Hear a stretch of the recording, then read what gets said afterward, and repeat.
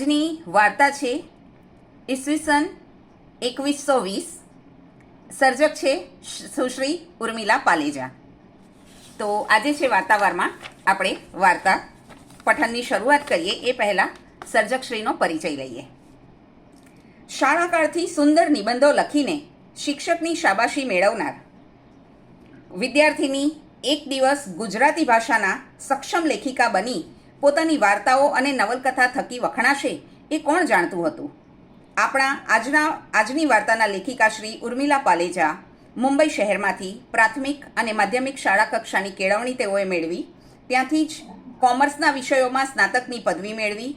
ત્યાં પણ કોલેજ લાઇબ્રેરીમાં ગુજરાતી પુસ્તકોનું વાંચન ચાલતું રહ્યું. લેખનમાં થોડા અછાંદસ કાવ્યો લખાયા. પછી આવેલ બેંક ઓફ ઇન્ડિયાની નોકરી અને 2 બાળકોનો ઉછેર, પારિવારિક અને નોકરિયાત જિંદગીમાં લેખન હાંસિયામાં જતું રહેલું. એમ 22 વર્ષો વીત્યા.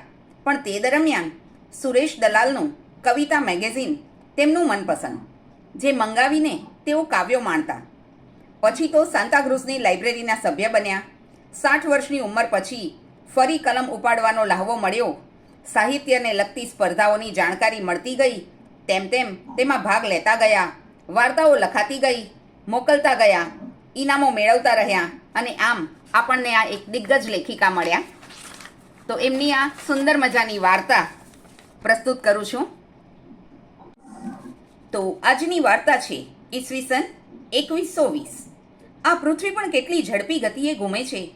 આ 2120 આવી ગયું. આટલું લાંબુ જીવવાનો થાક લાગે છે. આટલી લાંબી જિંદગી ક્યાં માંગી હતી ભગવાન પાસે?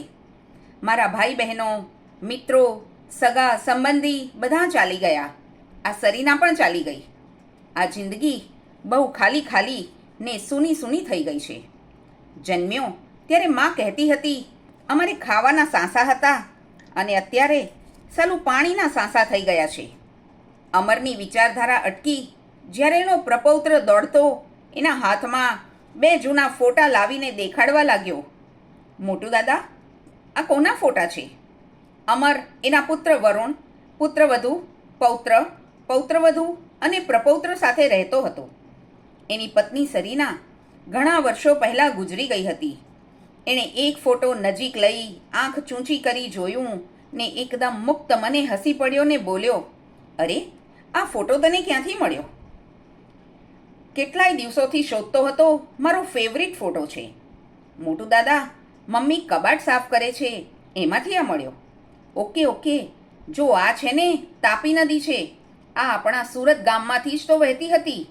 હું તારા જેટલો હતો ને ત્યારે હું ને મારા મિત્રો એમાં ધુબાકા મારવા જતા. ધુબાકા? વોટ ઇઝ ધુબાકા મોટું દાદા? ધુબાકા એટલે તમારા અંગ્રેજીમાં ડાઈવ કહેવાય. Jump in water from a height. Oh, તે મોટું દાદા, ડાઈવ નદીમાં મરાય? મારા દાદા કહેતા હતા એ લોકો કાંઈ સ્વિમિંગ પુલ. હા, સ્વિમિંગ પુલમાં મારતા હતા. 9 વર્ષનો પ્રપૌત્ર બોલ્યો, ઓ માય ગોડ, મોટું દાદા, તે નદીમાં આટલું બધું પાણી હોય ને એમાં નાહવાનું? આશ્ચર્યચકિત એકીટ હશે ફોટાની સામે જોઈ રહેતા માની ન શકતો હોય તેમ બોલ્યો.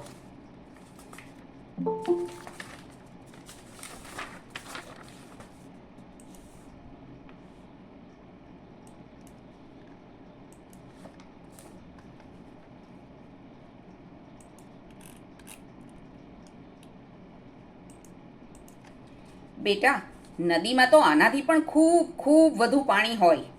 મોટું દાદા, મારે નદી ને સ્વિમિંગ પુલ જોવા છે. ને મોટું દાદા, આ બીજા ફોટામાં વર્ટિકલ નદી છે? દાદા બોખા મોઢે જોરથી હસી પડ્યા.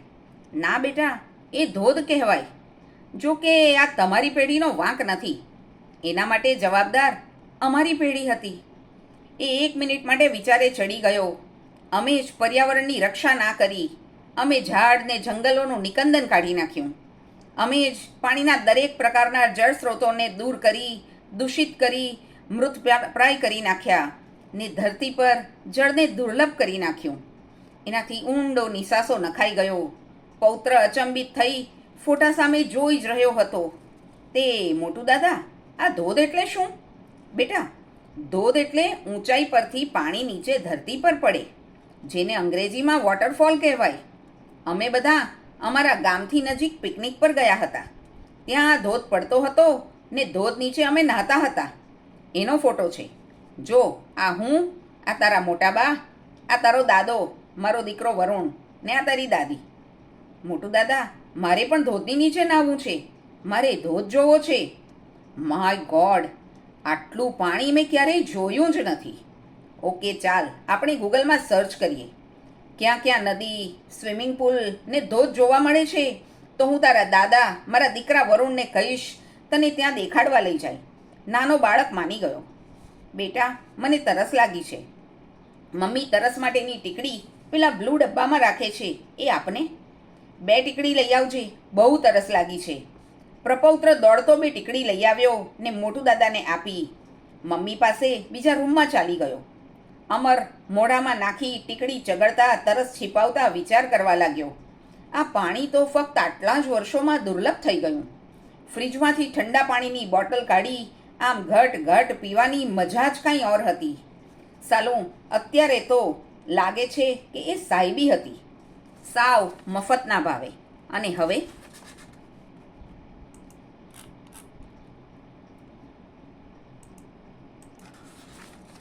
તો પાણીના દર્શન જ નથી થતા.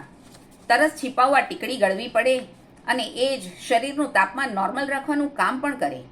આ સરકારે પાણીનું રેશનિંગ કરી નાખ્યું છે. રૂપિયા 1000ની 250 મિલીની એક બોટલ વ્યક્તિ દીઠ 1 અઠવાડિયા માટે. સાલું, અત્યારે આ સાહેબી લાગે છે, પોસાય નહીં એવી. એની વિચારધારા ફરી તૂટી.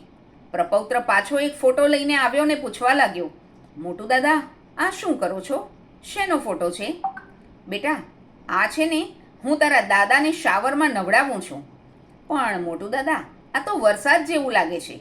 તમને યાદ છે તમે તે દિવસે ટીવી પર સમાચાર જોતા હતા ત્યારે ક્યાંક થોડો થોડો વરસાદ પડતો હતો ને ચેનલવાળા એનો વિડીયો દેખાડતા હતા ને એની માહિતી આપતા હતા ને તમે મને વરસાદ આવો હોય કંઈ જોવા બોલાવ્યો હતો. હા બેટા, આ લાગે વરસાદ જેવું, પણ વરસાદ તો આકાશમાંથી ખૂબ બધા વાદળોમાંથી ધોધમાર પડે. આ તો આપણા ઘરના બાથરૂમમાં શાવર ફિટ કરાવ્યો હતો. એનો નળ ખોલીએ એટલે આમ ઉપરથી પાણી વરસાદ જેમ આપણા પર પડે એનો ફોટો છે. હું વરુણને સાબુ ઘસીને નવડાવું છું ને પછી એ મારા પર પાણી ઉડાડી મને ભીનો કરે છે. થોડી વાર પછી મોટી બા ટુવાલ લઈને આવી. અમે બેઉએ એને શાવર નીચે ખેંચી ભીની કરી નાખી હતી. તો મોટું દાદા, એનો ફોટો છે? ના બેટા, ફોટો તો તારી મોટી બાએ પાડ્યા હતા. એને ફોટા પાડી કેમેરો જગ્યાએ મૂક્યો, પછી ટુવાલ લઈને આવી. ઓહ વાવ, સચ અ ફન નો મોટું દાદા. મને પણ આવી રીતે એકવાર શાવરમાં નાહવું છે. રોજ રોજ શાવર સ્પ્રે છાંટીને અને વેક્યુમ ડ્રાય બાથ લઈને હું બોર થઈ ગયો છું. બેટા, હું પણ કંટાળી ગયો છું. એ દિવસો યાદ આવે છે ને હૈયું ભરાઈ આવે છે. ચાલ, હવે શાવર સ્પ્રેથી નાહીને કપડા પર ડ્રાય વોશિંગ સ્પ્રે છાંટી તડકે સૂકવી દઉં એટલે વાસ અને પરસેવાના ડાઘ ઉડી જાય ને કપડાં સાફ થઈ જાય.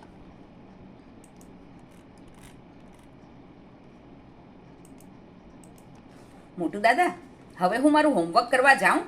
જુઓ, મમ્મી બૂમ મારે છે. પછી બપોરે હોમવર્ક પૂરું કરી સાંજે થોડી વાર ફ્રેન્ડ્સ સાથે રમી આવીશ ને આવીને ટીચરે બુક આપી છે એ વાંચીને વોટર પર પ્રોજેક્ટ કરવાનો છે. એમાં મોટું દાદા તમે મને મદદ કરજો. આ નદીનો, ધોધનો, શાવરનો ફોટો પણ સ્કેન કરીને મૂકીશ. એની બધી વિગતો પણ આપીશ. પણ દાદુ, મારી વાત બધા સાચી તો માનશે ને?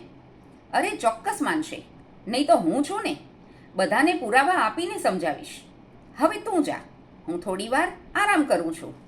સાંજે પ્રપૌત્ર એના મિત્રો સાથે થોડી વાર રમવા ને અમર પગ છૂટો કરવા, ટહેલવા, નીચે જવા 51માં માળેથી લિફ્ટમાં ગયા. કૃત્રિમ ઝાડ ને છોડવાઓથી સજાવેલો સરસ બગીચો બનાવેલો હતો. અમરની નજરે એ પોતાના પુત્રને રમવા લઈ જતો એ લહેરાતો રંગબેરંગી ફૂલો અને લીલા પીળા પાનવાળો બગીચો તરવા લાગ્યો. વૃક્ષો, હરિયાળી, જાત જાતના રંગો ને ફોરમવાળા ફૂલો, વનસ્પતિની એક ખાસ પ્રકારની સુગંધ, માટીની ભીની ખુશ્બુ વાતાવરણને આહલાદકને ખુશનુમા કરી નાખતી. પણ હવે તો આ બધું સદીઓ પહેલાંની વાત લાગે. ને આ તો જો, આ ઓફિસેથી પાછા ફરતા લોકો કેવા હાલતા ચાલતા મળદા જ લાગે છે. એ ખડખડાટ હાસ્ય, ચહેરા પર નૂર, આંખોમાં ચમક, જિંદગી માણવાની ખુશી, બધું આ પાણી વગરની સૂકી ધરતીમાં શોષાઈ ગયું હે સાલું. જો તો બધાના ચહેરા સુકાયેલા ઝાડની ઠૂંઠી ડાળી જેવા અણિયાળા લાગે છે. આ જો ને, મારો ચહેરો ત્રિકોણીયો થઈ ગયો. વરુણને એની પત્નીના ચહેરાએ લંબચોરસ દેખાય છે. આ પાણીની તરલતા ને વિનાશના અભાવે થતું હશે? શી ખબર, પણ એ જ સંભાવના લાગે છે. જીવંતતા વગરના બધાના ચહેરાએ રોબોટ જેવા એક સરખા જ દિશે છે. કાં તો ત્રિકોણિયા કે કાં તો ચોરસ ચોકઠા, નીરસ ને યાંત્રિક જિંદગી જીવતા. હા, પણ એ લોકોનો ક્યાં કંઈ વાંક છે? અમારી પેઢીની ભૂલોની સજા આ અને આવતી પેઢીઓ ભોગવે રાખશે. સાલી આવી જિંદગીની કલ્પના તો સપનામાંય નહોતી કરી. આવા જ વિચારોમાં રત અમર થોડી વારમાં ઘરે જવા લિફ્ટ તરફ જવા ઊભો થયો. ત્યાં જ વરુણ પાછળથી ઉતાવળે આવ્યો. અમરનો હાથ પકડી જલ્દી લિફ્ટમાં ઘૂસી ગયો. જરા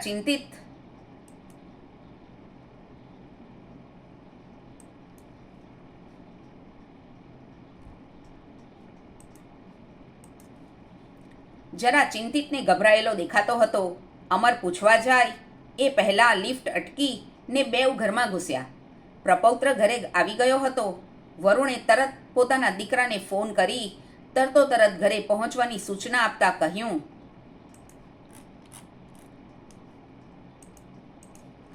પાછા રમખાણ ફાટી નીકળ્યા છે. ચુસ્ત પહેરા હેઠળ જઈ રહેલી પાણીની બોટલો ભરેલી ટ્રક મોટા ટોળા દ્વારા રોકવામાં આવી. એનો કબજો લઈ લીધો છે ને લૂંટફાટ થઈ રહી છે. કોઈ પણ ઘડીએ કરફ્યુ લાગુ પડશે. ત્યાં જ કરફ્યુની જાહેરાત કરતી સાયરન વાગવા લાગી. બધા ચિંતિત નજરે એકબીજાને જોઈ રહ્યા. વરુણ આગળ બોલ્યો, ખબર પડી છે કે દેશના ઘણા ભાગોમાં રમખાણો ફાટી નીકળ્યા છે ને પરિસ્થિતિ વધુ વણસવાની શક્યતા છે. બે મહાસત્તા વચ્ચે વર્ષોથી પાણીના મુદ્દે ચાલતી લડાઈ વધુ ઉગ્ર થવાની છે. વળી સાંભળ્યું છે એમના વૈજ્ઞાનિકો કૃત્રિમ પાણીની બનાવટના અંતિમ તબક્કામાં છે. કુદરતી પાણીના દર્શને હવે દુર્લભ થશે. પીવા માટે પણ કૃત્રિમ પાણીનો ઉપયોગ અમલમાં મૂકવાના છે. એના ગુણધર્મો, સ્વાદ, અસર, આડઅસર કેવા હશે કોને ખબર? પાણીની ટીકડીઓ હવે બંધ થવાની છે. કાલે સવારે 5-6 મહિના ચાલે એટલી ટીકડીઓનો સ્ટોક ભરી લઈએ. વિષમ ભવિષ્યની કલ્પના બધા પર હાવી થઈ ગઈ. વાળુનો સમય થયો. બધા શાવર સ્પ્રે છાંટી ફ્રેશ થઈ કપડાં બદલી ડિનર ટેબલ ફરતે ગોઠવાઈ ગયા. પુત્રવધુએ દરેકની સામે એક એક નાની પ્લેટ ટેબલ પર મૂકી. દાદા, તમે શું ખાશો? દહીં, રોટલો ને વઘાર્યું. એની પ્લેટમાં એ સ્વાદની 2 ટીકડીઓ મુકાઈ ગઈ. બેટા, તારે શું ખાવું છે? દાદી, આજે મને થોડા પાસ્તા ને મોટું દાદાને ભાવે છે એ શું? સમથિંગ ઢોકળી નહીં, દાળ ઢોકળી. ઓહ યસ, એ જ. Why sudden change today?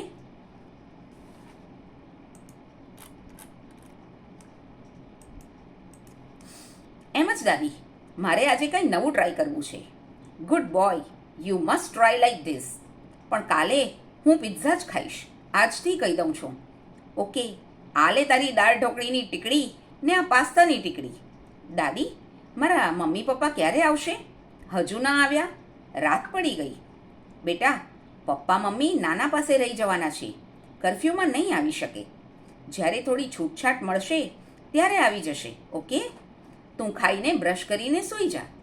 પોતાની ને વરુણની પ્લેટમાં ભાખરી શાકની એક એક ટીકડી મૂકી બધી ટીકડીઓ મોંમાં મૂકી ચગડવા લાગ્યા. પુત્રવધુ વિચારે ચડી, આ છોકરાને પિઝા ને પાસ્તા રોજ ખાવા હોય, પણ આ ટીકડીઓ ખાય તો વજન જ નથી વધતું. જોને હવે બધા કેવા પાતળા ને ફિક્કા જ દેખાતા હોય છે. આ પાણીના અભાવે કેટલાય કામોની બાદબાકી થઈ ગઈ. સામાન લાવો, સાફ કરો, ઠેકાણે મૂકો, સાફ સફાઈ કરો, રાંધો, વાસણ સાફ કરો, લૂછીને ઠેકાણે મૂકો, કપડાં ધુઓ, કંઈ કડાકૂટ જ નહીં. જિંદગી સાવ શાંત, સૂની ને નીરસ થઈ ગઈ. એ જીવંતપણું, ઉત્સાહ ને જુસ્સો સાવ અદૃશ્ય થઈ ગયા. આ વિજ્ઞાનની હરણફાળમાં જાતના ને ભાતના સ્વાદની ટીકડીઓ મળે, ખરીદો અને ખાઈ લ્યો. પણ એ ગરમા ગરમ રસોઈની સોડમ ને સ્વાદ ને શાક, બજારમાં જઈ લીલાછમ શાકને હાથમાં લઈ એની કુમાશ ચકાસવી, એની તાજગી મહેસૂસ કરવી, કાછિયા સાથે ભાવતાલ કરી છોગામાં કોથમીર, લીમડો, 2-4 લીલા મરચાં નખાવવા ને એનું હસતા હસતા આપવું. કેવી આનંદદાયી પળો હતી. એ કૂણો ભીંડો, લીલી પાપડી, તાજી આછેરી ચમકવાળી લીલી કોબી, ખુશ મિજાજ ખીલેલું ફ્લાવર, રાતા ટમાટર, જાંબલી રીંગણા, કારેલા, તુરિયા, ગલકા, દૂધી. હે ભગવાન, વર્ષો થઈ ગયા એને સ્પર્શ કર્યાને, જોયાને, ખાધાને. કેવી શુષ્ક ને સૂની જિંદગી થતી ગઈ આ 40-50 વર્ષોમાં. ને ઘરમાં પાર્ટીઓ, મહેમાનોની અવરજવર, વાતોના તડાકા, આનંદનો શોરબકોર, ખાણીપીણીની જિયાફત, નિત નવા વ્યંજનો. મારો પૌત્ર આમાંનું કાંઈ ન પામ્યો. એ જરા ગંભીર થઈ ગઈ. એમાં છાશવારે આવી પડતા આ રમખાણ, લૂંટફાટ, કરફ્યુ જેવી ઉપાધિઓ. એને ડૂમો ભરાયો. એને થયું આંખમાંથી આંસુ બહાર નીકળી જાય તો સારું, પણ હવે તો આ પાણી જેમ આંસુય જો ને.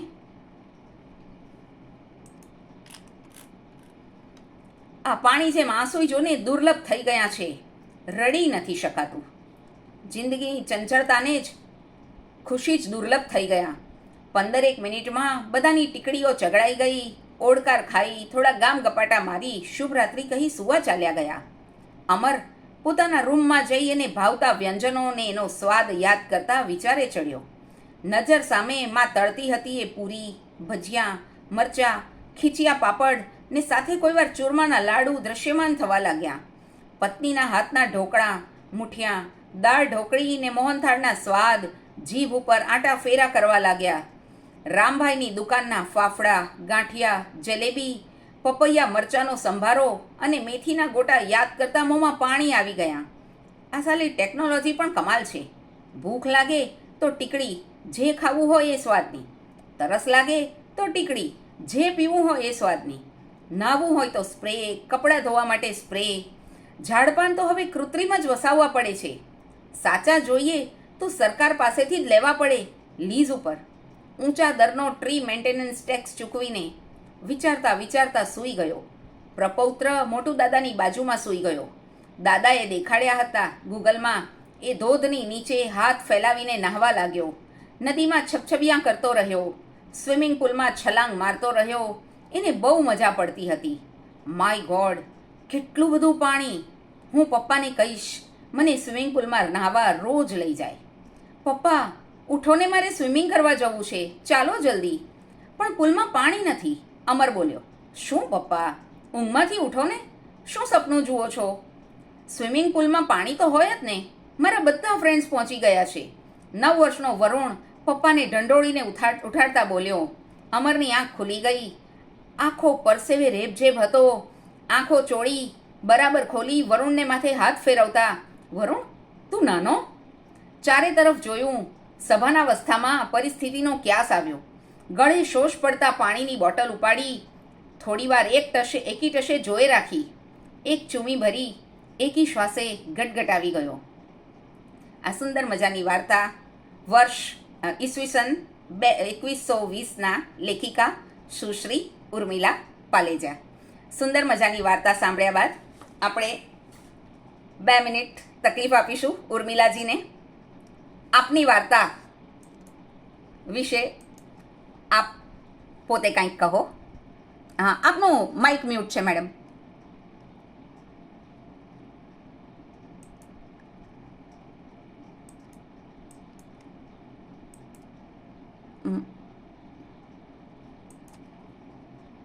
માઇક બંધ છે ઉર્મિલાજી, માઇક બંધ છે. તમારું જે માઇકનો સિમ્બોલ હોય ને એની પર ક્લિક કરજો.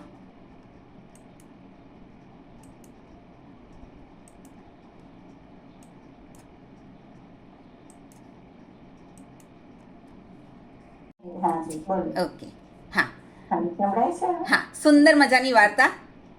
Thank you. અને જાણે ખરેખર મને બહુ ગમ્યું, બહુ સરસ પસંદ કર્યું. Thank you. તો આજથી એકચ્યુઅલી આ 3-4 વર્ષ પહેલાં કદાચ લખાઈ હશે. તો 100 વર્ષની હરણફાળ ભરીને વિશ્વ કેવું હોઈ શકે.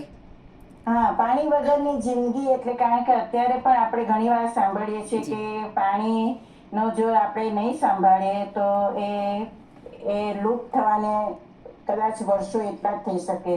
જી એટલે એ બની શકે, એટલે એ એક સંભાવના અને એક કલ્પના ઉપર આ વાર્તા 2020 એટલે જેમ કે ત્યારે કોરોના હતો, કોવિડ હા કાળ હતો, જી એ આપણે આપણી જિંદગીમાં ક્યારેય વિચાર્યું નહોતું કે આવા દિવસો પણ હશે આપણી જિંદગીમાં.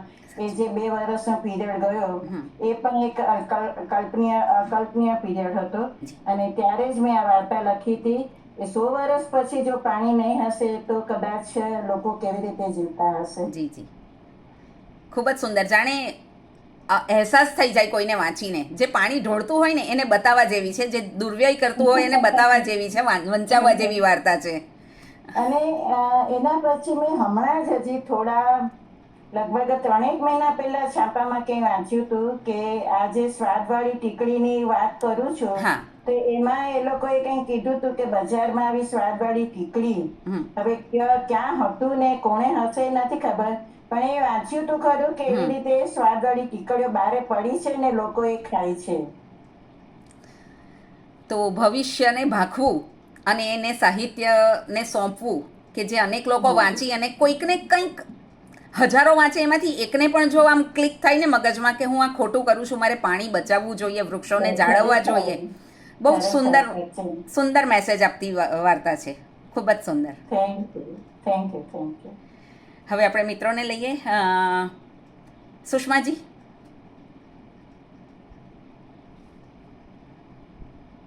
તમને બધાને મિત્રો તો ન કહેવાય, તમે લોકો તો બહુ દિગ્ગજ લેખકો છો. અહીંયા પધાર્યા એટલે હા મારા માટે બહુ જ ખુશીની વાત છે આ. નમસ્કાર નમસ્કાર. સૌને. નમસ્તે. અને વાર્તા તો પોતે જ જે વળવી વાસ્તવિકતા આદર્શ કરી છે એ ખરેખર આમ કમકમા ઉપજાવે કે જો આવી સ્થિતિ થાય તો શું થાય. કેવી અને રીતે આપણે ખરેખર આપણે પર્યાવરણ નથી જ સાચવતા. જી હું ઘણી વાર મારે જે વાસણ કપડા મારે બાઈ જે ધોતી હોય બારે તે પાણીનો નળ ખુલ્લો જ મૂકી દે એટલે ઘણી વાર મારે ટોકવાનું થાય કે બેન તું નળ બંધ કર, જી તું આવી રીતના ખુલ્લું ના. પણ એ જાણીએ અજાણીએ આપણે પોતે પણ ઘણી વાર વેડફીએ છીએ પાણી જેવી વસ્તુ. અત્યારે તો જે આ યુદ્ધનો માહોલ છે એમાં જે આપણે તેલની કટોકટી, જે આપણે ગેસનું અત્યારે જે કટોકટી, એ રીતે જો નહીં સાચવીએ આપણે કુદરતી સંપત્તિ, આપણે જો નહીં સાચવીએ તો ખરેખર ક્યાંક એવું ના થાય કે આવો વખત આવે. આપણે એવું નથી ઈચ્છતા, પણ તમે એ જે આખું વર્ણન એ જે ટીકડીઓ અને જે પૂછે છે પ્રપૌત્ર કે ભાઈ આ ધોધ કહેવાય, સ્વિમિંગ પુલ, એ લોકોને ખબર જ નથી. એવું આપણે પણ હા. અને એવી ઘણી બધી વસ્તુઓ છે જે આપણાથી 100 વર્ષ પહેલા કે જે ભાઈ કે અહીંયા ભારતમાં ઘીની નદીઓ વહેતી હતી ને એ અત્યારે આપણે કટોકટી અનુભવીએ છીએ. એટલે આવું બની શકે. સરસ તમે રજૂઆત કરી એ આખું વાર્તા તરીકે. અને સમજવા જેવો મુદ્દો છે. જિંદગી જોઈએ તો એ લોકોએ નહીં વિચાર્યું હોય કે આવી રીતે મોબાઈલ ફોન હશે, મોબાઈલ ફોનમાં એકબીજાના સામે મોઢું જોઈને વાત કરી શકતા હશે. એ વસ્તુ ત્યારે તો ફોન પણ નહીં હતા. એટલે આ બધી વસ્તુ ત્યારે કલ્પનાની બહારની વાત હતી ને. એવી રીતે જ આ એક આપણી કલ્પનાની બહારની વાત. હું છે ને ટેકનોલોજીથી આપણે પ્રગતિ ટેકનોલોજીની કરીએ છીએ પણ જે કુદરતી સંપત્તિ સાચવવી જોઈએ એ નથી થતી. એટલે પાછો એવું કે છે ને કે ચોથું જો વિશ્વ યુદ્ધ લડાશે તો પથ્થર યુદ્ધ પાણી માટે જ લડાશે. એટલે એ તમે ખરેખર બહુ મસ્ત કલ્પના.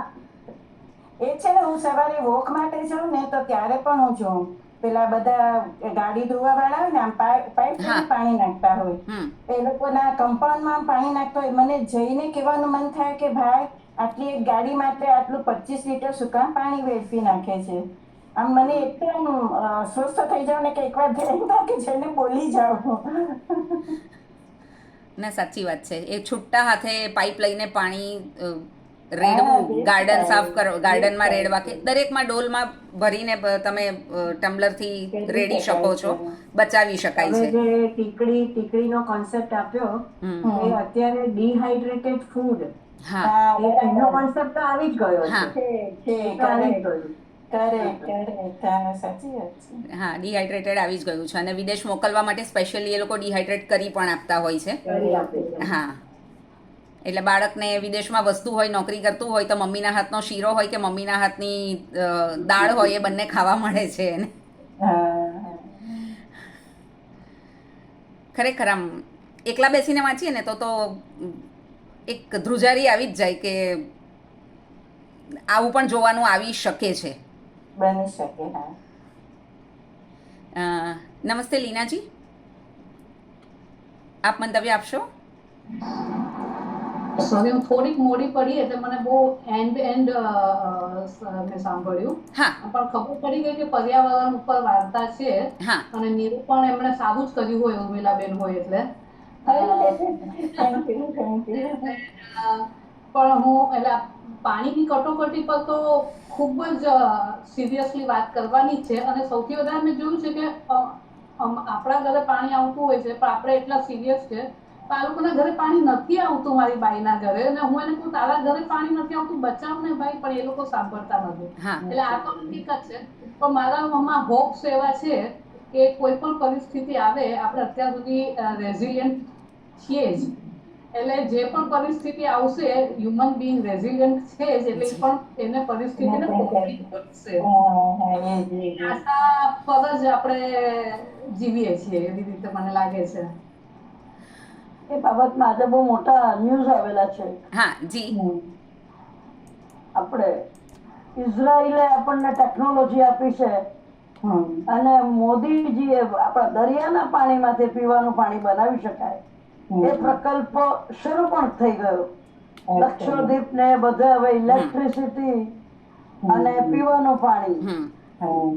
એટલે કેવો જોગ સંજોગ છે કે આજે જ આ ન્યૂઝ જોયા અને આજે આપણો આજ વિષય આવ્યો. અને અબ્દુલ કલામે બી ભવિષ્યવાણી કરેલી હતી કે ભવિષ્યનું યુદ્ધ જે લડાશે તો પાણી માટેનું છે. જેને તમે આજે પુષ્ટિ આપી ઉર્મિલાબેન. એકચ્યુઅલી બહુ સુંદર કલ્પના અને થેન્ક યુ. દરિયાના પાણીમાંથી પીવાનું પાણી બનાવવાની ટેકનોલોજી વર્ષોથી જામનગરમાં ચાલે છે. જે જામનગર સાથે કનેક્ટેડ હશે ને એમને ખબર હશે. અંબાણીની જે રિલાયન્સ ઇન્ડસ્ટ્રી છે તેમાં માત્ર ખારા પાણીમાંથી ચોખ્ખું પાણી, એટલે આપણે જે નિસ્યંદિત વોટર કહીએ ને, એકદમ હાઈ લેવલનું ક્લીન વોટર, તો એ વોટર દરેક ઘરોમાં એમના એમ્પ્લોઈઝને પ્રોવાઈડ કરવામાં આવે છે. એમની કોલોની જ અલગ છે. તો ભલે જામનગરમાં પાણીનો પ્રોબ્લેમ હોય પણ રિલાયન્સ ઇન્ડસ્ટ્રીની કોલોનીમાં જરાક પણ પ્રોબ્લેમ નથી, કારણ કે વર્ષોથી એમણે આ સ્થાપના કરેલી છે. હવે આગળ બોલીશ ને તો રાજકારણ લાગશે ને એ લાગશે, એટલે અહીંયા સ્ટોપ કરું છું. એટલે માણસે એક રસ્તો તો શોધી કાઢ્યો, ખારું પાણી મીઠું કરીને આપણે પી શકીશું, તો એટલા વર્ષો ઓર આગળ જઈશું આપણે કે ચલો એટલા દિવસ આપણા નો ડાઉટ પાણી થોડું કોસ્ટલી થશે પણ પાણી મળશે. પણ સેમ થિંગ કે દુબઈમાં વર્ષોથી ચાલે છે આ પ્રકલ્પ. એ લોકો એનાથી જ આપણા ગામડાઓમાં તો ટાંકાનું પાણી કે વરસાદનું અમારા દીવના ઘરમાં હતું ટાંકું, વરસભર ચાલે એ પાણી. ભરૂચમાં પણ આ સિસ્ટમ હતી. ભરૂચમાં દરેક ઘરમાં નીચે ઘર હોય ને એટલી સાઈઝનો ટાંકો હોય, એટલે વરસાદનું બધું પાણી આપણે જે હવે કહીએ છીએ રેઇન વોટર હાર્વેસ્ટિંગ, એ એટલો જૂનો હતો અને ઇમ્પ્લિમેન્ટ પણ થતો હતો. તો આખું આ જ રીતે આખું વર્ષ ચાલે એટલું પાણી એ લોકોને મળી રહે. એટલે અમુક ગામ ખરેખર બહુ સમૃદ્ધ હતા વિચારની દ્રષ્ટિએ કે ભરૂચની છું. અચ્છા, હા, ભરૂચની છું અને અમારા ઘરમાં ખૂબ જ મોટું, જેટલી મોટી અમારી હવેલી હતી એટલું મોટું ટાંકું હતું. હાજી. અને એટલી જ મોટી તિજોરી હતી. અચ્છા, એટલે મેં પુસ્તકીયું જ્ઞાન વેર્યું, તમે મને સાચી વાત કરી. Thank you. એ ટાંકામાંથી પાણી ખેંચીને રસોઈ પણ કરી છે. ત્યાં રસોઈ ઓલા પાણી ત્યાં મ્યુનિસિપાલિટી જે પાણી આપતી હતી એનાથી રસોઈ નથી થતી. ઓકે. એટલે આ ટાંકાનું પાણી હોય ને એનાથી જ, અને વાળ ધોવા હોય તોય અમે ઈ જ પાણી વાપરીએ. એટલે એ સોફ્ટ વોટર. હા, એ સોફ્ટ વોટર રહેવાનું. આખી આપણું ઘર હોય ને એટલો જ નીચે અંડરગ્રાઉન્ડ આખી જગ્યા હોય એને ટાંકું કહેવાય. અમારે બહુ જ મોટી 3 માળની હવેલી હતી, એટલું જ મોટું ટાંકું હતું, અને જેટલું ટાંકું મોટું હતું એટલી જ મોટી અમારી તિજોરી હતી. ટાંકી આપણે અંડરગ્રાઉન્ડ ટાંકું કે જે આપણે ટાંકી કહીએ છીએ ને એને ટાંકું કે. આપણે ટેરેસ પર ટાંકી હોય ને, જેમ આપણા બિલ્ડિંગ નીચે એક બેઝમેન્ટ. હાર્વેસ્ટ હા, રેઇન વોટર હાર્વેસ્ટ. અને એ અમુક જ નક્ષત્રમાં પાણી ભેગું કરવાનું. એ વરસાદની સિઝનમાં એનું ખાસ નક્ષત્ર હોય તે દિવસ જોઈને પાણી ચાલુ કરવાનું. એની પહેલા બધી સાફ સફાઈ કરી તૈયાર રાખવાની, અચ્છા. પાઇપ વગેરેની. સ્વાતિ નક્ષત્રથી સ્વાતિ. હા, લગભગ. પાણીનું. બરાબર. અચ્છા, આપણા નારદીજી નેચરોપેથ પણ છે, એટલે એમની પાસે આ થોડું નોલેજ આપણને અહીંયાથી પણ મળશે.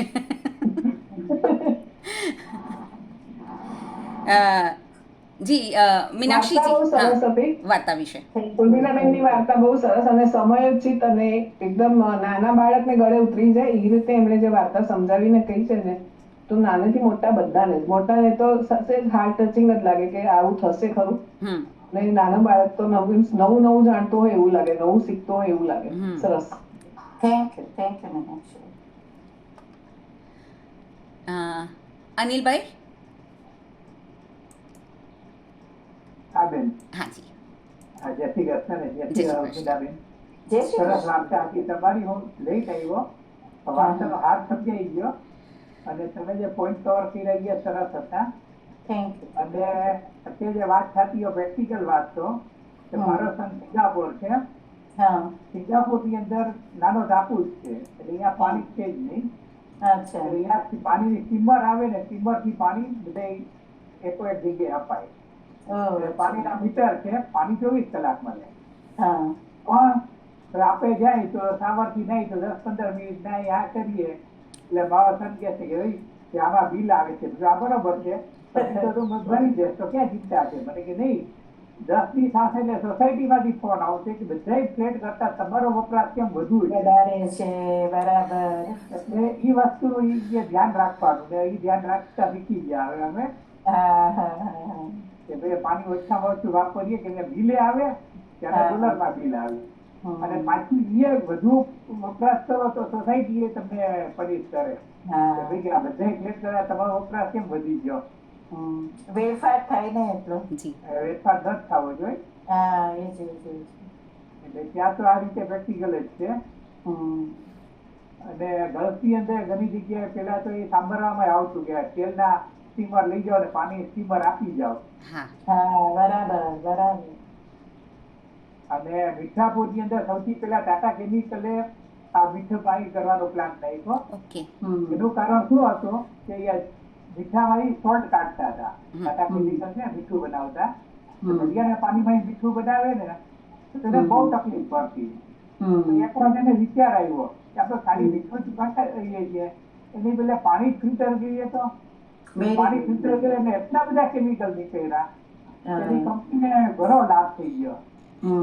રિલાયન્સ એ પ્લાન્ટ જ આખો નાખ્યો, પણ એનો ફૂલી ઓટોમેટિક પ્લાન્ટ છે. ઓકે. ટાટાનો વર્ષો પહેલાનો પ્લાન્ટ હતો, એટલે એમાં ટાઈમ લાગતો પણ ઘણા બધા કેમિકલ નીકળતા. પણ જે મીઠાશ કુદરતી પાણીમાં હોય છે એ ગમે એટલા ફિલ્ટર વોટર હોય એમાં મીઠાશ ન હોય પીવાની.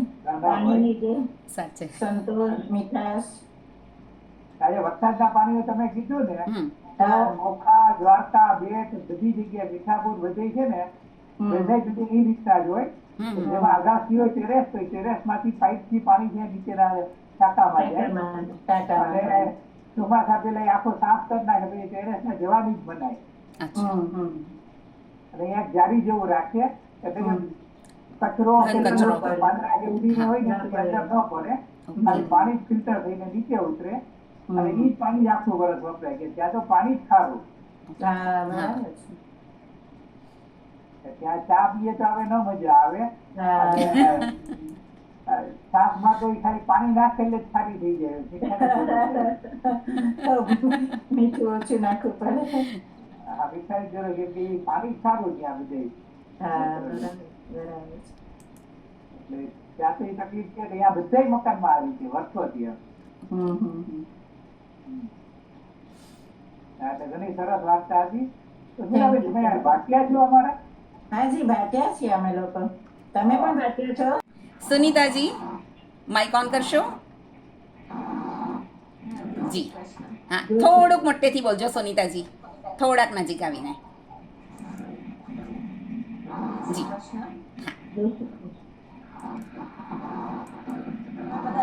એવા લેખિકાઓ, મહાન લેખિકાઓ, દિગ્ગજ લેખિકાઓની વાર્તાઓ લાવો છો.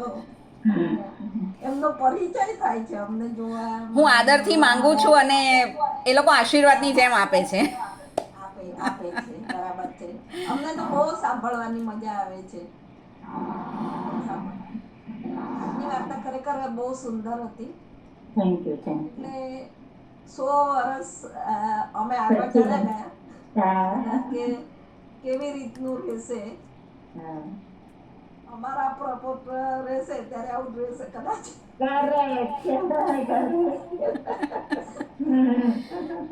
અને સાચી વાત છે, એક બધાને બોધ પણ મળ્યો કે પાણીનો બચાવ કરવો જોઈએ. આજના જમાનામાં ખૂબ જરૂરી છે. કંપારી બી સાંભળતા થઈ ગઈ કે જો આવી રીતે કેપ્સ્યુલ સાંભળી હતી કે નાવાની કેપ્સ્યુલ મળે છે ને એવું બધું જો આવી જશે તો આપણે તો બધું ભૂલાઈ જ જશે. આપણી જિંદગી કેવી થઈ જશે, સાવ સુની થઈ જાય. ખાવા પીવાનું પણ એક મજા આવી હા બેન કે રસોઈ કરવાની, કામ કરવાની, વાસણ કામ બહુ બધું બચી જશે ને. તો કરશો શું દિવસ પછી? બધાએ લેખિકા બની જવું પડશે. લેખન બી કરશે તો ઓફિસના કામ રહેશે ને બધાના પોતપોતાના. એ કામ તો કરવું પડશે ને, પૈસા ક્યાંથી આવશે? લેખિકાઓને લેખકને ક્યાં પૈસા મળે છે વધારે? મજા આવી સાંભળવાની. અને એટલે એવું લાગ્યું કે ખરેખર આપણે 2021માં ચાલ્યા ગયા અને આવી બધી થઈ શકે છે. ખરે પાણીનો જે થાય છે એ રોકવો જ જોઈએ. અને પેલું બાઈઓ કે ને કે બાઈઓ તો નળ ચાલુ જ રાખે, એને કે એટલી વાર કહીએ તો એ સાંભળે નહીં. એ અમે જાણીને બી વિચારવા પડે કે ખરેખર આવી કલ્પના કરીને કેવી સુંદર વાર્તા લખી તમે. બહુ મજા આવી. તો ભવિષ્યને લઈ લો, પછી આપણે હજુ થોડીક વાતો કરીશું. એટલે રેકોર્ડિંગ તરસ જાગે છે કે એમની વાર્તા નવકથાઓ વાંચવી તો પડશે. આટલી સરસ કલ્પના શક્તિ અને આવું ભવિષ્ય જોઈને ખરેખર આપણે કીધું ને હમણાં સુનીતાબેન એવી રીતે એકવાર લખલખું પસાર થઈ ગયું હતું. Thank you, thank you. ખરેખર એની અંદર શબ્દોની જે ગૂંથણીમાં જે જીવંતતા છે ને એ અસર કરે છે. બાકી વાર્તા બધા લખે, અસરકારક જે શબ્દોની ગૂંથણી છે ને એ જ વાચકને, એ શ્રોતાને આકર્ષી જાય. અને એ તમારામાં છે. સેલ્યુટ. અમારે કંઈક શીખવા મળશે. થેન્ક યુ નાતી. એટલે શાકભાજીની જે ગાઈડન્સ લેવા કદાચ હું તમારું માથું ખાઈ શકું. ચોક્કસ. મને આવડતું હશે એટલું કહી શકીશ. શીખી રહી છું વાર્તા લખતા એટલા માટે. ઓકે, ભલે, ચોક્કસ. Thank you very much. પણ હું રાતના 9:15 સુઈ જાઉં છું. આજે સ્પેશિયલ કેસમાં જાગી રહ્યા છે. ખરેખર અલ્પાબેન બહુ સરસ કામ કરી રહ્યા છો. અમને બધાને આટલા મોટા લેખિકાઓ સાથે મેળવો છો અને એમની વાર્તાનું પઠન કરો છો. ઘણી વાર હું નથી જોઈન થતી, પણ હમણાં 2 વખતથી આ સુઈ જાય છે એટલે હું જોઈન થઈ શકું છું.